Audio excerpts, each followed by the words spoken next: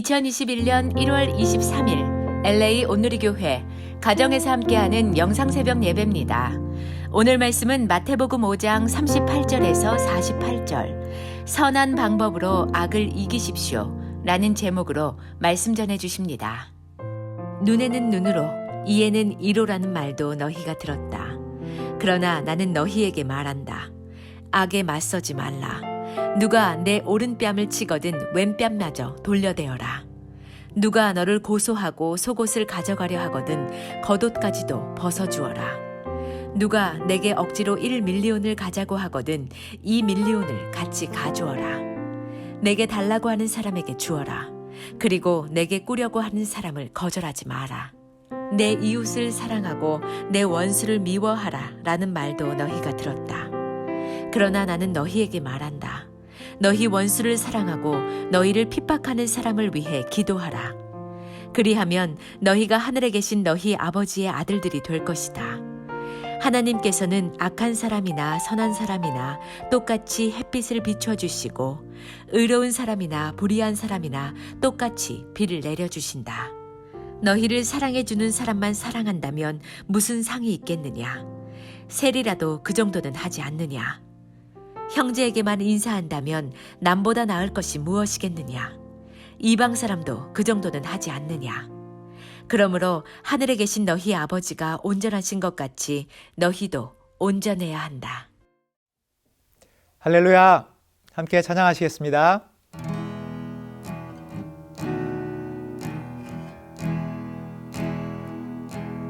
아침 해가 돋을 때 만물 신선하여라. 나도 세상 지낼 때 햇빛 되게 하소서. 주여 나를 도우사 세월호 송안고서. 어두운 세상 지날 때 햇빛 되게 하소서.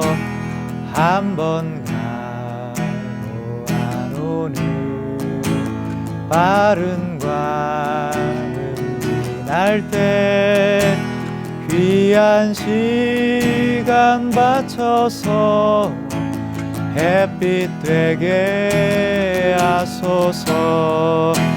주여 나를 도우사 세월호 송안고서.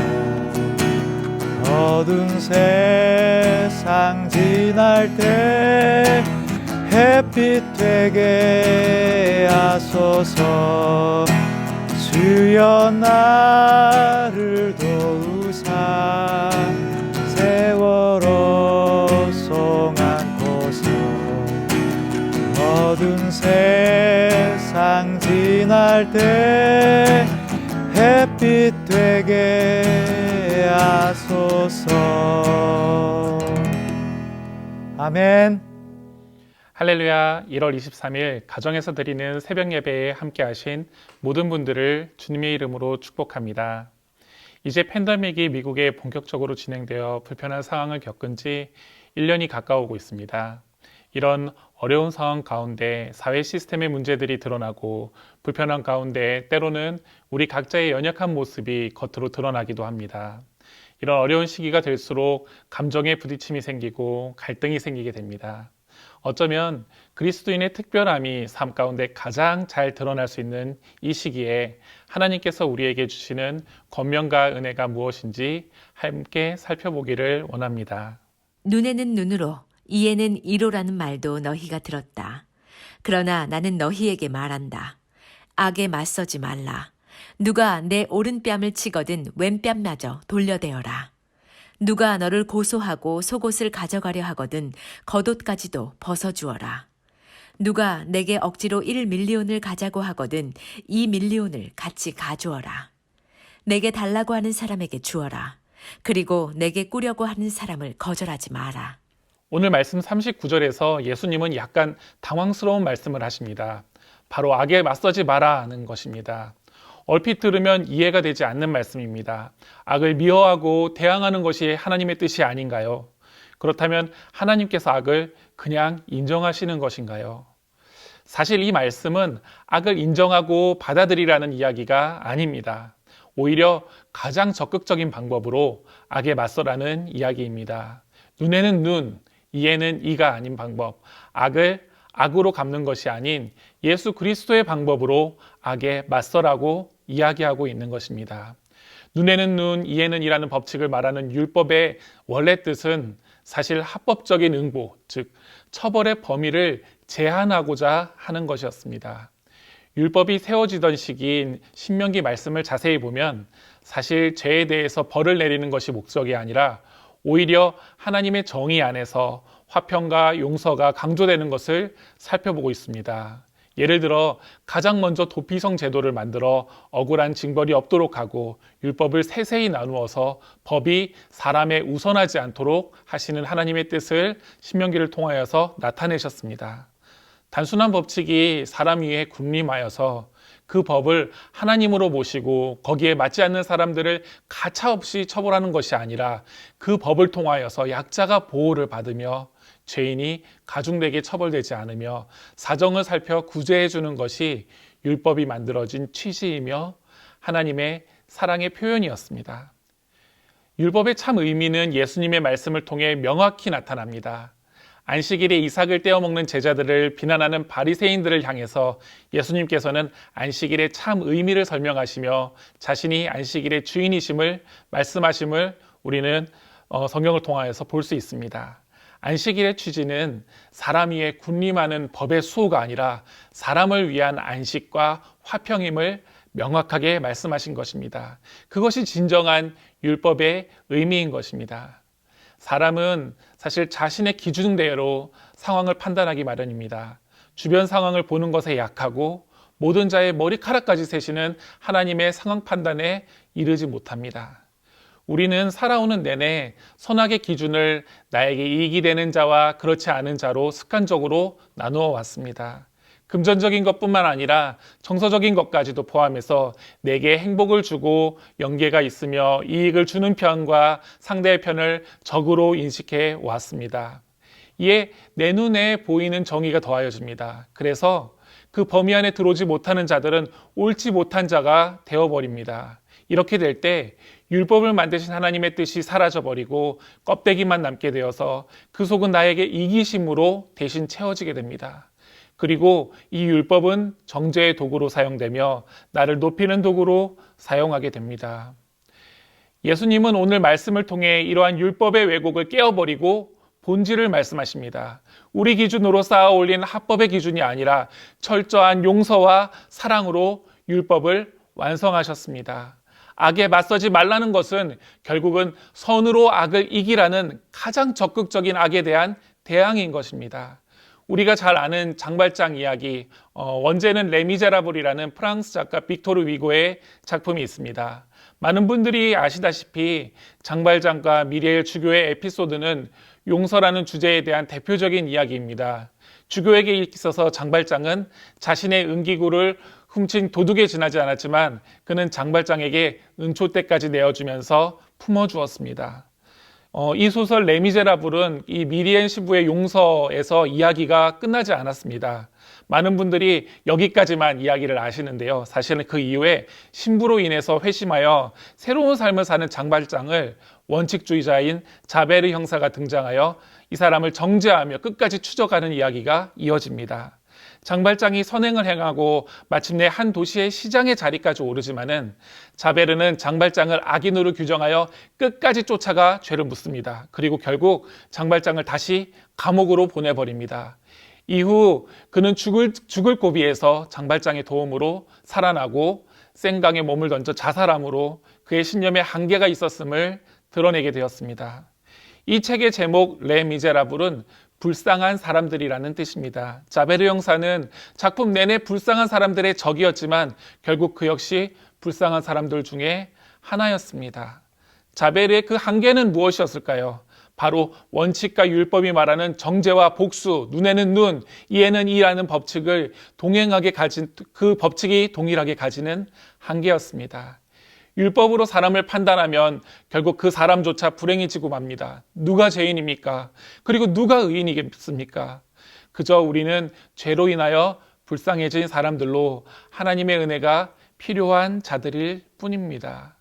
나의 이기심으로는 내 뺨을 때린 자에게 반대쪽 뺨을 내어줄 수 없고 겉옷을 빼앗는 자에게 속옷까지 내어줄 수 없습니다. 하지만 나와 가해자를 포함한 모든 사람이 사실 동일하게 은혜가 필요한 사람이라는 것을 인정한다면 우리는 예수님의 방법에 한 걸음 더 다가갈 수 있습니다. 정의는 나의 기준을 통해 서지 않습니다. 가장 먼저 나와 모든 사람이 하나님 앞에 연약한 죄인이라는 것을 인정하지 않는다면 우리는 내가 정의를 세우고 내 뜻대로 삐뚤어진 세상을 꿈꾸며 그것에 우리의 삶을 드리게 됩니다. 하지만 그리스도의 사랑은 이를 넘어섭니다. 그래서 나를 해한 사람일지라도 장발장을 구한 신부와 같이 그를 불쌍히 여기고 용서해주고 사랑해 주어야 하는 것입니다. 자신이 정의의 주인이 되지 않고 그리스도의 말씀을 따라 용서와 사랑을 사람들에게 전하는 저와 여러분이 되시기를 주님의 이름으로 축복합니다. 내 이웃을 사랑하고 내 원수를 미워하라 라는 말도 너희가 들었다. 그러나 나는 너희에게 말한다. 너희 원수를 사랑하고 너희를 핍박하는 사람을 위해 기도하라. 그리하면 너희가 하늘에 계신 너희 아버지의 아들들이 될 것이다. 하나님께서는 악한 사람이나 선한 사람이나 똑같이 햇빛을 비춰주시고 의로운 사람이나 불의한 사람이나 똑같이 비를 내려주신다. 너희를 사랑해주는 사람만 사랑한다면 무슨 상이 있겠느냐? 셀이라도 그 정도는 하지 않느냐? 형제에게만 인사한다면 남보다 나을 것이 무엇이겠느냐? 이방 사람도 그 정도는 하지 않느냐? 그러므로 하늘에 계신 너희 아버지가 온전하신 것 같이 너희도 온전해야 한다. 예수님의 가르침은 사실 당시의 바리새인뿐 아니라 현재를 살아가는 우리들에게도 정말 파격적인 말씀이셨습니다. 원수를 사랑하라는 말은 인간의 본성을 뛰어넘는 말씀입니다. 그래서 예수님은 우리가 원수를 사랑하고 그들을 위해 기도할 때 우리는 더 이상 세상에 속한 사람이 아닌 하나님의 아들이 될 것이라고 말씀하고 계십니다. 다시 말해서 하나님의 자녀가 되는 것, 곧 그의 구원에 참여하는 것은 당한 대로 갚는 나 중심의 사고를 벗어나서 하나님의 자녀로서 세상의 연약함을 함께 품고 함께 은혜를 나누는 것이라고 말씀하십니다. 우리가 이 세상에 하나님의 화평과 용서, 은혜를 나눔으로 그 구원에 참여한다는 말입니다. 그리고 예수님은 자신이 가르치신 대로 그의 사랑을 자신을 믿고 행실이 바른 자들에게만으로 그치지 않으셨습니다. 예수님은 가늠한 여인을 향해 돌을 든 사람에게 누구든지 죄 없는 자가 먼저 돌로 치라고 말씀하셨습니다. 사람들은 그 말에 자신의 돌을 내려놓고 흩어졌습니다. 우리는 돌을 들고 정의를 세우려 하지만 예수님은 가늠한 여인을 동일하게 불쌍하게 보셨습니다. 예수님 앞에 그 누구도 불쌍하지 않고 스스로 구원할 능력을 가진 자가 없기 때문이었습니다. 그래서 예수님께서는 그 은혜를 한정 짓지 않으시고 모든 자에게 해와 비로 은혜를 베푸신다고 오늘 말씀을 통해서 말씀하신 것입니다. 세상에 여러 종교가 있습니다. 특별히 많은 종교들이 아브라함을 부르신 여호와 하나님을 근본으로 하고 있습니다. 특별히 유대교와 이슬람교, 그 외에 많은 종교들이 창조주 하나님의 일부 혹은 전부를 신앙으로 공유하고 있습니다. 하지만 우리가 믿는 그리스도교는 이들과 큰 차이가 있습니다. 그것은 바로 인간의 정의를 넘어서는 용서와 사랑입니다. 마치 하나님이 세상에 진 것처럼 보이지만 나약한 하나님처럼 느껴지지만 인간 본연의 연약함을 아시고 그런 인간 모두를 품으시는 그리고 구원하시는 하나님의 뜻이 바로 그 차이입니다. 많은 종교들이 희생을 말하지만 그 희생을 통한 유익은 종교 지도자나 신에게 향하게 됩니다. 하지만 우리 하나님은 우리의 희생을 통해 하나님이 만드신 온 세상에 천국이 임하는 것을 말씀하십니다. 심지어 신이 스스로 희생하여 사람들에게 천국의 은혜를 베푸시고 계신 것입니다. 많은 종교들이 정의를 외치고 온전한 세상을 외치고 있지만 반면 그 정의에 반하는 모든 것을 없애버리고 파괴하는 것에 그들 신앙에 초점을 맞추고 있습니다. 그래서 테러가 일어나고 정말로 많은 정말 연약한 일들이 그리고 잔인한 일들이 일어나게 됩니다. 하지만 예수님은 전혀 새로운 구원의 길을 말씀하고 계십니다. 인간은 모두가 죄인이고 스스로 구원할 수 없지만 그 이유로 사람을 파괴하는 것이 아니라 오늘 본문 45절에서 말씀하는 것과 같이 모든 이에게 은혜 주시는 창조주 하나님께서 모두에게 그 은혜를 베푸신다는 것입니다. 하나님의 아들 된 우리 역시 나의 기준으로 사람을 구별하는 것이 아니라 나에게 원수된 자에게조차 은혜를 베풀며 모든 이들에게 하나님의 나라가 임재하게 하는 것입니다. 그것이 참 그리스도인의 삶이고 삶에서 만나는 선교의 모습입니다. 얼마 전 저는 불편한 일을 겪었습니다. 제가 교통사고를 낸 일이 있었습니다. 차를 몰고 좌회전하는 순간 빠른 속도로 전동자전거가 횡단보도로 돌진을 해서 제 차와 부딪혔습니다. 자전거의 주인은 자신이 전동자전거가 익숙치 않아서 브레이크를 밟지 않았다고 했지만 결국 제 책임이 되어서 현재 그분은 치료 중에 있습니다. 그런데 그 과정 가운데 아프지 않았던 팔이 골절되었다고 연락이 오고 여러 가지 당황스러운 요구와 주장들을 받게 되었습니다. 순간 화가 많이 났었습니다. 보험회사에서 상의를 했지만은 우선 제 과실로 인정이 되었기 때문에 사고자의 주장을 받아들여야 한다고 했습니다. 감정을 추스리면서 저는 그분의 최선을 다하려고 했지만은 마음속에 그분을 한 인격으로 대하지 않고 나에게 손해를 끼치는 존재로 대하는 것을 보게 되었습니다. 그분의 아픈 부위를 걱정한다 말했지만 사실 마음속으로는 제 손해를 더 걱정하였습니다. 제가 손해보는 상황이 되니 상대방이 악하게 느껴졌던 것입니다. 결국은 마음을 추스린 후에 저는 제 연약한 모습을 하나님께 다시 드리고 그분에 대해서 축복하고 상황을 받아들이기로 결정하였습니다. 이것을 바로 세우고 이끄실 하나님을 의지하며 저 역시 내 이익의 기준에 따라 불쌍히 여기지 못하는 모습을 회개하면서 돌이키게 되었습니다. 나의 이기심에 채에 걸러진 사람들에게 주는 사랑은 사실 세상도 할 수 있습니다. 세상도 자기 자식에게 대한 사랑을 알고 자기 민족에 대한 사랑도 압니다. 본문에서 예수님께서도 너희를 사랑해주는 사람에 대한 사랑은 세리와 이방인도 다 한다고 말씀하십니다. 그리고 그리스도인의 사랑은 이를 넘어서는 사랑이라고 말씀하십니다. 예수님은 이를 가르쳐 온전한 사랑이라고 말씀하십니다. 하나님께서 온전하신 분이시기에 그의 사랑에 흠이 없습니다. 그래서 하나님은 세상을 향한 온전한 은혜와 사랑을 베푸시는 것입니다. 예수님은 그 사랑을 자신의 생명으로 보여주셨습니다. 십자가를 통하여 이를 실천하고 증명하셨습니다. 십자가 앞에서 예수님은 자신을 죽이는 자들을 위해서 기도하셨습니다. 자신을 때리고 못 박는 자들을 바라보며 예수님은 그들을 저주하는 대신 그들이 자신의 죄를 알지 못한다면서 그들에 대한 은혜를 구하였습니다. 그에게는 자신에게 해를 가하는 대상이 복수의 대상이 아니라 사랑과 용서의 대상이었습니다. 세상이 보기에는 미련하고 의미 없는 죽음처럼 보였지만 예수 그리스도는 양으로 생명을 얻게 하셨다는 말씀과 같이 세상의 폭력에 폭력으로 맞서지 않고 온전한 용서와 사랑으로 온 세상의 구원을 이루셨습니다. 우리는 그 은혜를 믿음으로 고백하며 구원을 입은 자들입니다. 이 믿음은 단순히 인식의 변화를 의미하는 것이 아닙니다. 나의 정체성을 바꾸며 나의 행동을 바꾸는 것이 바로 믿음인 것입니다. 하나님께서 우리에게 주신 은혜와 이를 통한 우리의 믿음의 고백이 우리의 삶 가운데 이루어지기를 소망하며 축복합니다. 이제 말씀을 맺습니다. 오늘 본문에서 예수님이 말씀하신 사랑은 바로 흠없고 온전한 하나님의 사랑이었습니다. 그리고 그분은 우리가 함께 그 아들의 자리에서 은혜를 나누기를 초청하십니다. 이는 쉬운 길이 아닙니다.